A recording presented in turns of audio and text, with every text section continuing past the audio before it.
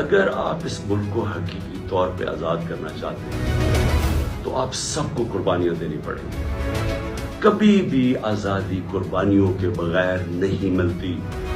جو چھوٹا سا طبقہ قبضہ کر کے بیٹھ جاتا ہے، اگر آپ کا کسی کا خیال ہے کہ یہ جو قبضہ گروپ آرام سے چھوڑ کے چلا جائے گا، غلط فہمی میں نہ رہے. آزادی کے لیے قربانی اور جدوجہد دینی پڑتی ہے.